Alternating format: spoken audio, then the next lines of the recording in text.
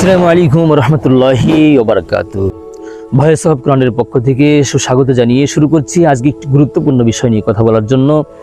আর সেটা হচ্ছে, পৃথিবীতে এমন কোনো নবী, এমন কোনো মানুষ, এমন কোনো পয়গম্বর কি ছিলেন যিনি 100 বছর পর ইন্তেকাল হওয়ার পরেও আল্লাহ পাক তাকে আবারও জিন্দা করেছিলেন? হ্যাঁ, আজকে সেই বিষয়টি নিয়ে আমরা কথা বলবো। কে সেই ব্যক্তিটা ছিলেন? তিনি ছিলেন পৃথিবীর একজন স্বনামধন্য পয়গম্বর নবী হজরতে উযাইর আলাইহিস সালাতু ওয়াস সালাম।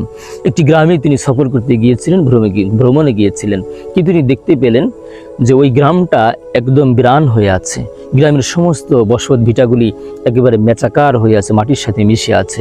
হজরত উযাইর আলাইহিস সালাম উনি কৌতূহলী হয়ে আল্লাহ পাককে জিজ্ঞেস করলেন, কি ব্যাপার, এই মানুষগুলি কি আবার কোনো দিন কি ফিরে আসবে, জীবিত হবে?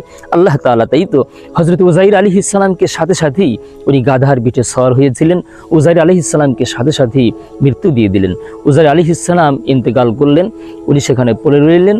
আল্লাহ তাআলা ওনাকে 100 বছর পর আবার জিন্দা করে দেখালেন, উযাইর, যদি পৃথিবীর কোনো মানুষ যদি মারা যায় বা সে চলে যায়, আল্লাহ পাক চাইলে আবারও তাকে 100 বছর পরেও জিন্দা করতে পারে।